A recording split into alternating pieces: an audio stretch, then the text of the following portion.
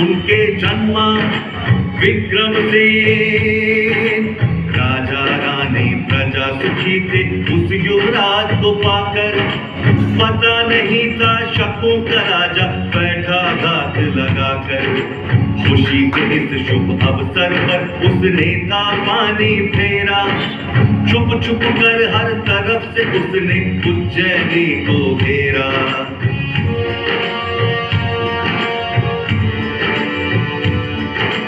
रानी और बालक विक्रम को गुप्त मार्ग से भेजा। गंधर्व सेन ने संकट क्षण पत्थर का किया कलेजा। शक राजा ने बाण और गंधर्व सेन का घमासान। चोर लुटेरे जीत गए ये मातृभूमि का था अपमान। चोर लुटेरे जीत गए ये मातृभूमि का था अपमान।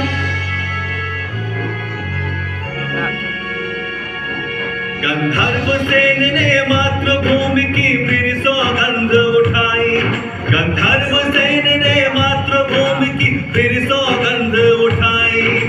लड़ेगा विक्रम सेन एक दिन इस मिट्टी की लड़ाई। लड़ेगा विक्रम सेन एक दिन इस मिट्टी की लड़ाई।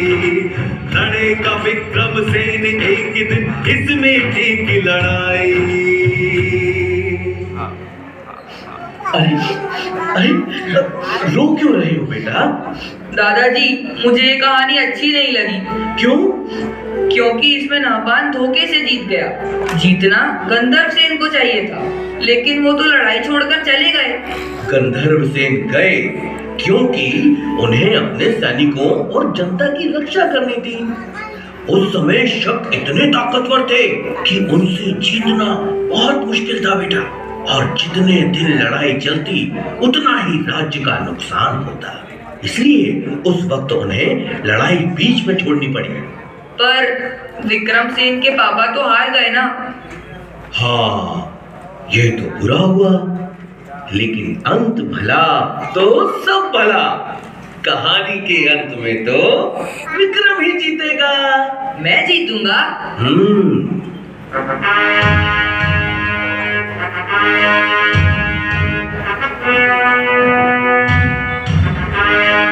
हाँ, तुम जीतोगे पुत्र, जीतोगे। तुम ही इस धरती को शक विहीन करोगे। अगर नहपान ठीक से शासन चलाता तो मैं कभी राज्य की कामना नहीं करता, किंतु जनता ही उससे परेशान है। जनता के कष्ट हरना ही मेरा परम धर्म है। माँ, जब तक भारत भूमि को शकों से मुक्त न करा दूं, तब तक अन्न का एक दाना भी ग्रहण नहीं करूंगा। बेटा, तेरे विचार ठीक हैं, परंतु अन्न त्याग का हठ ठीक नहीं। हाँ युवराज, रानी जी ठीक कह रही है। आपकी तरह मैं भी बेचैन हूं अपनी मातृभूमि की मुक्ति के लिए। 20 वर्ष की प्रतीक्षा कम नहीं होती। इन 20 वर्षों में जनता ने बड़े कष्ट सहे। मालवा के महाराज और महारानी को छुप छुप कर वनों में रहना पड़ा। हम सब आपके बड़े होने की प्रतीक्षा कर रहे थे। हे मालवा नरेश, हम सबको आपके आदेश की प्रतीक्षा है।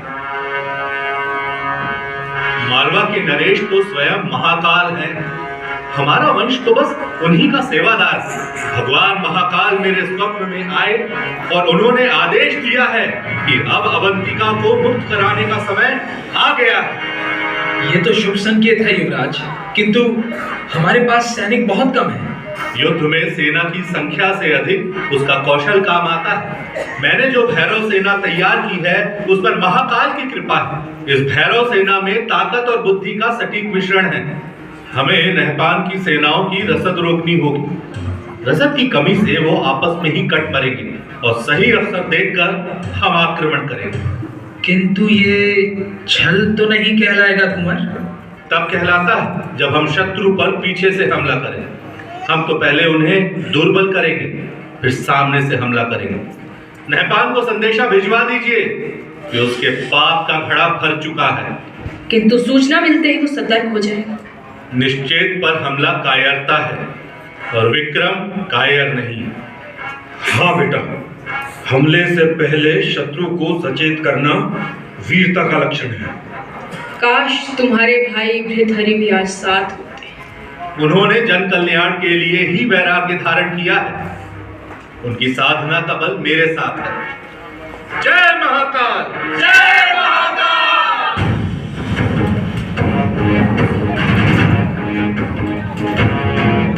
फिर मातृभूमि के सम्मान में विक्रम ने नहपान से घमासान युद्ध लड़ा और मालवा भूमि को शक वंश से मुक्ति दिलाई।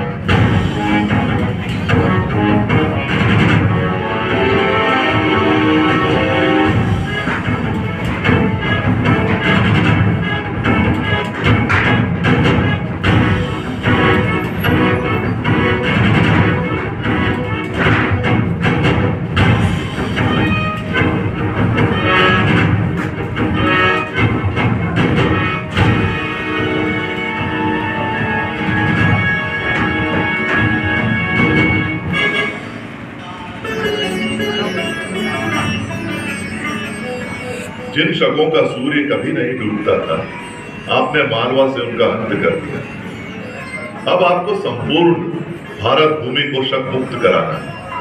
आपका पराक्रम भगवान सूर्य जैसा है, इसलिए अब से संसार आपको विक्रमसेन नहीं, विक्रमादित्य के नाम से जाने। महाराज विक्रमादित्य की जय हो। भगवान विक्रमादित्य की जय हो। महाराज, शकों की विधवाओं और बच्चों के लिए क्या आदेश है? ससम्मान विधवाओं के पुनर्वास की व्यवस्था की जाए और बच्चों की शिक्षा दीक्षा राजकोष से कराई जाए। अद्भुत। महान राजा का यही गुण है कि वो अपने संरक्षण में आने वाले सभी जीवों की रक्षा करे। आपने एक नए समय का सूत्रपात किया है। आपकी अनुकंपा है गुरुदेव। अवश्य ही ये समय अपनी जड़ों की ओर लौटने का है, वैदिक परंपराओं की पुनर्स्थापना का है। कुलदेवी हरसिद्धि की कृपा से मैंने अपने नवरत्न पहचान लिए हैं। इन नवरत्नों की सहायता से मैं इस राज्य का संचालन करूंगा। धनवंतरी, शपनक, अमर सिंह, वास्तुकार शंकु, कालिदास, वेताल भट्ट, वररुचि, खटखपर और वराह मिहिर जैसे विद्वानों के नेतृत्व में यह राज्य 10 दिशाओं में प्रगति करेगा। जैसे ब्रह्मांड की शोभा नवग्रह से होती है, वैसे ही मालवा के यह नवरत्न मिलकर राज्य का वैभव बढ़ाएंगे। साथ ही धूर्त शिरोमणि मूलदेव और आचार्य व्याड़ी को भी मैं अपने रत्नों में शामिल करना चाहता हूँ। पुत्र, राजा के विचार दल में धूर्त मूलदेव का क्या काम? विद्वानों को शामिल करना तो समझ आता है, किंतु धूर्त शिरोमणि को कौन राजा अपने पास आने देता है? धूर्तों को हराने के लिए क्या सरल और निष्कपट विद्वान सलाह दे पाएंगे? भारत भूमि पर शकों का वृहद साम्राज्य है। अगर हमें उन्हें इस धरती से खदेड़ना है तो इनकी धूर्तताओं को समझना होगा। मुझे लगता है इन मामलों में मूलदेव की सलाहें बहुत काम आ सकती हैं। अद्भुत। धरती के इतिहास में ऐसी समृद्ध सोच किसी राजा की ना देखी ना सुनी। आचार्य व्याड़ी भले ही स्वर्ण बनाने में अब तक असफल रहे हैं, किंतु वो लगनशील हैं। आज नहीं तो कल अवश्य सफल होंगे। बार बार असफलताओं के बाद भी उनका विश्वास स्वयं से टिका नहीं है। ऐसा विद्वान अवश्य ही राज्य के लिए उपयोगी साबित होगा। गुरु का आश्वासन मिल गया, अब मैं निश्चिंत हूँ। श्रीमान कालिदास, आपसे आग्रह है कि अपने साहित्य को जन सुलभ बनाने की दिशा में कार्य करें। अन्य सभी नवरत्नों से आग्रह करता हूँ कि ज्ञान, विज्ञान, भाषा और वैदिक रीति के प्रसार की दिशा में कार्य करें। जय श्री राम महाराज। गुरुदेव, एक विचार मेरे मन में उमड़ रहा है, यदि आपकी आज्ञा हो तो कहूँ? आदेश करें महाराज। मुझे देश में एक नए पंचांग की आवश्यकता महसूस हो रही है। क्या हम मालवा को समय गणना का वैश्विक केंद्र बना सकते हैं? साधु साधु, बहुत उत्तम विचार है महाराज। जैसी आज्ञा गुरुदेव। श्रीमान वराह मिहिर, मैं आपको एक बड़ा दायित्व सौंप रहा हूँ। आप खगोल और ज्योतिष के ज्ञाता हैं। हमारे भारत में अब तक पूर्ण रूप से प्रामाणिक और वैज्ञानिक पंचांग नहीं है, जिसके कारण सदा ही जनता में शुभ और अशुभ मुहूर्तों के संबंध में भ्रम की स्थिति बनती है। आप काल गणना की नई व्यवस्था तैयार करिए जो वैदिक परंपराओं पर आधारित हो और पूर्ण रूप से वैज्ञानिक हो। आपकी आज्ञा शिरोधार्य है महाराज, किंतु आपके मार्गदर्शन के बिना मेरे लिए ये कर पाना संभव न होगा। आप स्वयं सभी विषयों के ज्ञाता हैं। इस दिशा में आप आगे आगे चलें और मैं आपका सहगामी रहूंगा। आप ही इस विक्रम संवत के प्रणेता हैं। विक्रम संवत, विक्रम संवत, विक्रम संवत। जैसी सभासदों की इच्छा। आज चैत्र नवरात्रि का पहला दिन है। आज से ही विक्रम संवत की गणना आरंभ करेंगे तो माता हरसिद्धि की कृपा हम सब पर बनी रहेगी।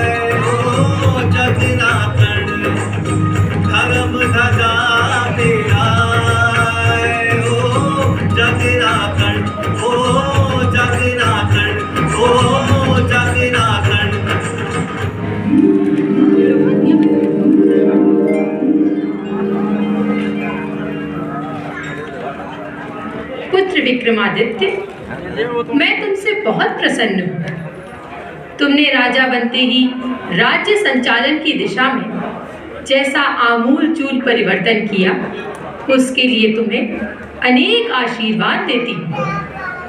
मैं तुम्हें ये 32 पुतलियों वाला सिंहासन देती हूँ। तुम इस सिंहासन में बैठकर न्याय कर सकोगे। मेरा आशीर्वाद है कि संपूर्ण भारत पर तुम्हारा शासन स्थापित होगा। तुम चक्रवर्ती सम्राट बनोगे, सम्राट विक्रमादित्य, न भूतो न भविष्यति।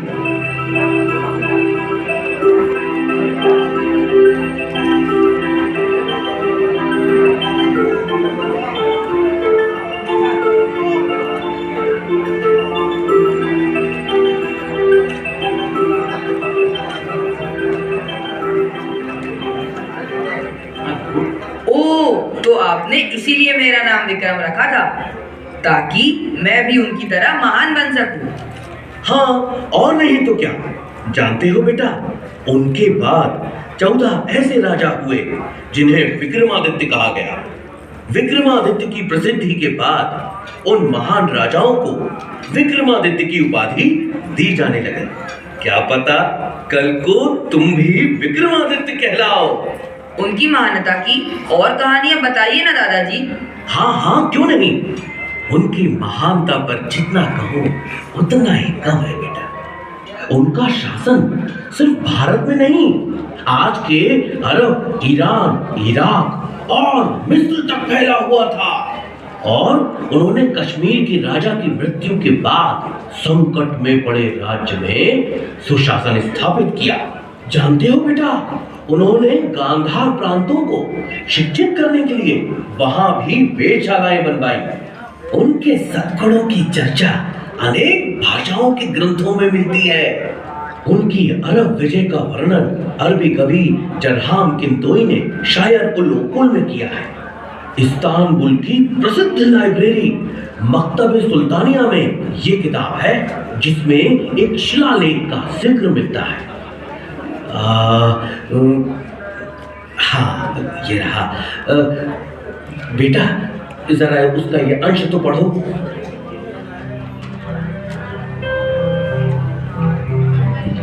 वे लोग भाग्यशाली थे जो विक्रमादित्य के समय में जन्मे, उन्हीं के शासन में जीवन बिताया। वह एक दयालु, उदार और कर्तव्यनिष्ठ राजा था, जो हर एक व्यक्ति के कल्याण के बारे में सोचता था। उसने अपने पवित्र धर्म को हमारे बीच फैलाया। हिंदुस्तान के सूर्य से भी तेज विद्वानों को विक्रम ने उनके बीच भेजा ताकि ज्ञान का उजाला उस तरफ भी फैल सके। दादाजी, मुझे विक्रमादित्य की और कहानी सुनाइए ना।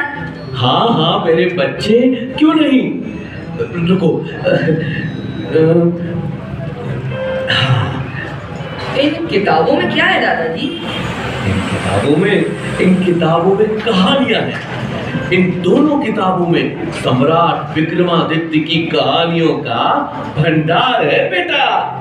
एक है सिंहासन 32 और दूसरी बेताल 25।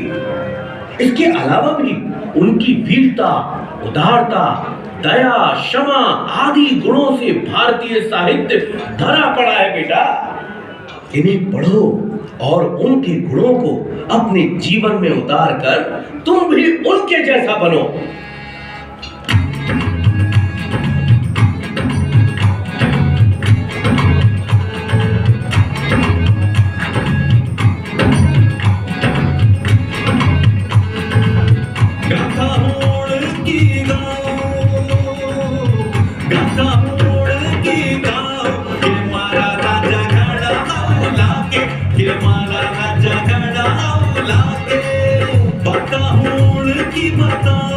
राजा मारा बन पावे, कि राजा मारा बन पावे।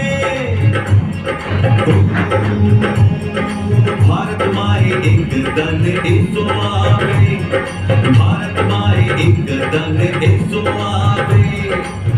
विक्रमादित्य फिर आवे, कि राजा मारा मन पावे।